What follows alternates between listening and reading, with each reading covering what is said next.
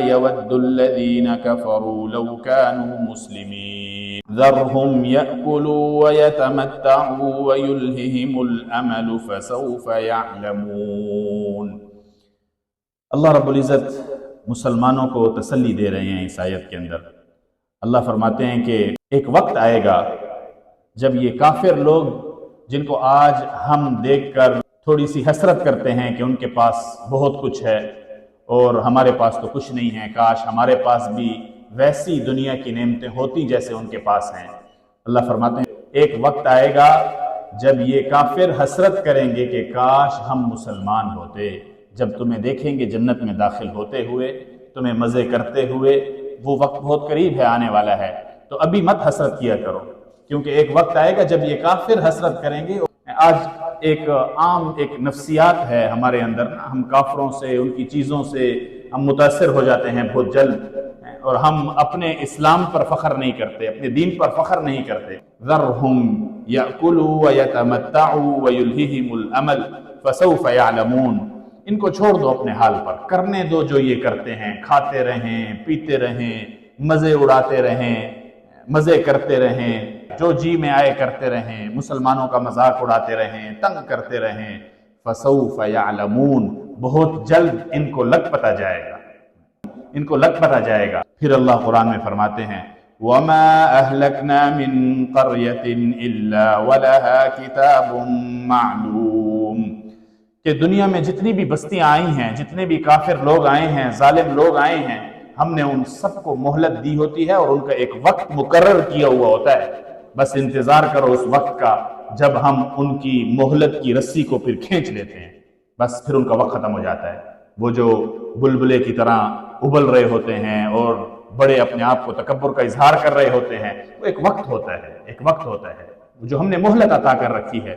پھر ہم اس مہلت کو، آپ دیکھیں انسانی تاریخ کے اندر اللہ فرماتے ہیں ہم نے ایسے ہی کیے پچھلی بستیوں کے ساتھ، تو ان کے عروج سے یہ بلبلے کی طرح ہوتا ہے، آپ اس سے متاثر نہ ہوا کریں اور پریشان نہ ہوا کریں۔ مسلمان ہے اور اسلام ہے جس کو قیامت تک بقا ہے، ادھر ڈوبے ادھر نکلے، ادھر ڈوبے ادھر نکلے، یعنی کہ کہیں نہ کہیں ان کا سورج چڑھتا ہی رہتا ہے اور چمکتا ہی رہتا ہے۔ کافر لوگ ہیں جو ان کو ایک وقت کے لیے بلبلے کی طرح عروج حاصل ہوتا ہے اور پھر ختم ہو جاتا ہے۔ تو آج بھی ہم دیکھیں کہ جن جن چیزوں کو بہت زیادہ عروج حاصل ہے دشمنوں کی، تو اللہ فرماتے ہیں کتاب معلوم، ان کا وقت مقرر ہے۔ ما تسبق من امت اجلها وما يستأخرون، اور جو وقت مقرر ہے اس سے پھر ایک سیکنڈ بھی نہ آگے ہوگا نہ پیچھے ہوگا۔ بس جب وہ وقت آئے گا اللہ رسی کو کھینچیں گے اور ان کی کہانی ختم ہو جائے گی، وہ سب ختم ہو جائے گا۔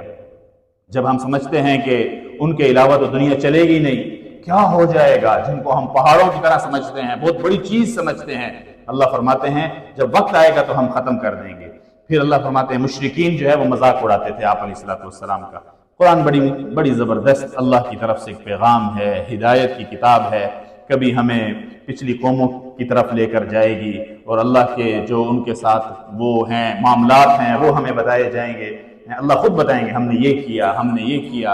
اور کبھی ہم آپ علیہ السلام کی مجلسوں میں ہو کے آئیں گے، کیا ہو رہا ہے وہاں پر، کبھی ان کی بستی سے ہو کے آ جائیں گے، کبھی قوم عاد اور قوم سمود، یہاں بیٹھے بیٹھے اللہ قرآن میں ان سب کی طرف ہمیں لے کر جائیں گے۔ یوں سمجھیں کہ جیسے انگلی پکڑ کر بچے کو سیر کرائی جا رہے ہو، انسانی تاریخ کی سیر کرائی جا رہی ہو، اللہ اسی طرح اپنے بندے کو انگلی پکڑ کر پھرا رہے ہیں، یہ دیکھو، یہ دیکھو، یہ دیکھو میں نے کیا کیا ہے، میں کون ہوں، میں کیا کر سکتا ہوں۔ پورے قرآن کے اندر جا بجا بس یہی پھیلا ہوا ہے۔ ابھی آپ دیکھیں گے اللہ کیسے بچوں کی طرح بڑی آسان انداز سے سمجھانے کی کوشش کرتے ہیں۔ کبھی پچھلی قوموں کی، ہم بچے ہوتے ہیں نا، بچے، ان کو انسان کہانیاں سناتا ہے، کہانیوں سے بچے جو ہے وہ سبق سیکھ لیتے ہیں۔ اللہ پچھلی قوموں کی کہانیاں بھی سناتے ہیں اور پھر ساتھ ساتھ میں بچوں کو بتایا جاتا ہے کہ جو چیز نظر آتی ہے اس کے ذریعے سے بچے کو کچھ سکھایا جاتا ہے۔ جیسے ہم بچے کو کہتے ہیں کہ یہ بیٹا یہ سیب ہے، یہ کتاب ہے، یہ قلم ہے، اس طرح جو چیز نظر آ رہی ہوتی ہے اس کے ذریعے سے سکھایا جاتا ہے۔ اللہ اسی طرح انسانوں کو سکھاتے ہیں، دیکھو یہ آسمان ہے، یہ زمین ہے، بالکل اسی طرح آگے آئے گا۔ وَقَالُوا يَا أَيُّهَا الَّذِي نُزِّلَ عَلَيْهِ الذِّكْرُ إِنَّكَ لَمَجْنُونَ، یہ لوگ آپ کو کہتے ہیں کہ تم تو پاگل ہو، یہ آپ کو کہتے ہیں کہ آپ تو مجنون ہیں، یہ ان کی باتیں ہیں۔ اور کیا کہتے ہیں؟ لو ما تأتینا بالملائکۃ ان کنت من الصادقین، کہ اگر آپ سچے ہیں تو کوئی فرشتہ ہی لے آؤ اپنے ساتھ، نظر تو آئے ہمیں، کوئی چیز ایسی لے کر آؤ جو ہمیں نظر آئے اور ہم پھر ایمان لے کر آ جائیں۔ آپ علیہ السلام کو مشرکین اکثر یہ کہا کرتے تھے کہ کوئی معجزہ دکھاؤ، کچھ لے کر آؤ، کچھ نظر تو آئے، ایسے کیسے کہہ دیتے ہو کہ تم اللہ کی طرف سے بھیجے گئے ہو؟ اللہ پھر آپ علیہ السلام کی طرف سے جواب دیتے۔ آپ علیہ السلام تھوڑے سے پریشان ہو جاتے تھے کہ کیا ہوگا، اور دعا کرتے تھے دل میں کہ اللہ پھر دے دے کوئی فرشتہ، دکھا دے انہیں تاکہ یہ ایمان لے آئیں، اتنا جو کہتے ہیں، اتنا جو اصرار کرتے ہیں۔ تو اللہ فرماتے ہیں ما ننزل الملائکۃ الا بالحق وما كانوا اذا منظرین۔ اللہ دو جواب دیتے ہیں اس بات کا کہ وہ کہتے ہیں کہ کوئی معجزہ دکھاؤ، ہمیں کوئی نظر آنے والی چیز دکھاؤ، ایسے ہم سنی سنائی باتوں پر ایمان نہیں لے کر آئیں گے۔ تو اللہ فرماتے ہیں اس کے دو جواب ہیں۔ ایک تو یہ ہے کہ ہم فرشتوں کو جب نازل کرتے ہیں یہ تو نظر نہیں آتا، جب ہم غیب کا پردہ ہٹا دیں تمہاری آنکھوں سے، غیب کا پردہ جب ہم ہٹا دیں تمہاری آنکھوں سے تو بس اس دن تو مہلت ختم ہو جاتی ہے، پھر تو تم توبہ کرو یا ایمان لے آؤ، پھر فرق نہیں پڑتا۔ جب تک غیب کا پردہ ہے اور غیب کے پردے کے پیچھے کی چیزوں پر تم بن دیکھے ایمان لاؤ، پھر تو تمہارے ایمان کی میں قدر کروں گا کہ تم نے بات مانی ہے۔ اگر ہم پردہ ہی ہٹا دیں، فرشتے ہی دکھا دیں، پھر کہاں کا ایمان؟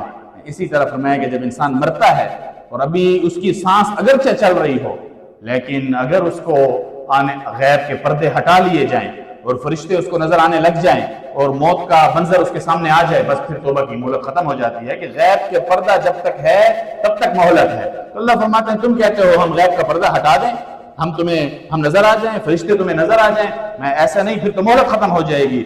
اِنَّا نَحْنُ نَزَّلْنَا الذِّكْرَ وَإِنَّا لَهُ لَحَافِظُونَ، ہم نے یہ قرآن نازل کیا ہے اور اس کی ہم حفاظت کریں گے قیامت تک، یہی سب سے بڑا معجزہ ہے۔ اسی کو دیکھ لو، اس سے بڑا معجزہ آپ علیہ السلام کو کوئی نہیں دیا گیا، اس سے بڑا معجزہ کوئی نہیں ہے کہ اس کی ایک آیت کے اندر، ایک لفظ کے اندر آج تک کوئی تبدیلی نہیں ہو سکی۔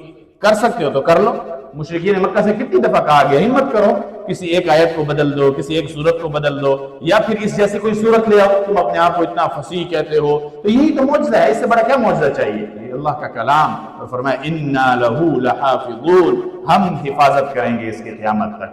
پچھلی کتابوں کے لیے یہ وعدہ نہیں تھا کہ ہم اس کی حفاظت کریں گے، وہ ختم ہو گئی، یعنی اس کے ساتھ تھا کہ ہم اس کی حفاظت کریں گے۔ آگے فرمایا وَلَقَدْ أَرْسَلْنَا مِن قَبْلِكَ فِي شِيَعِ الْأَوَّلِينَ، اے نبی جی آپ پریشان نہ ہوا کریں، اور اللہ نبی کو مخاطب کر کے ہمیں بھی یہ تسلی دے رہے ہیں کہ آپ بھی پریشان نہ ہوا کریں کافروں کی باتوں سے، یہ جو مذاق اڑاتے ہیں مسلمانوں کا، اسلام کا، آپ اس سے پریشان نہ ہوا کریں۔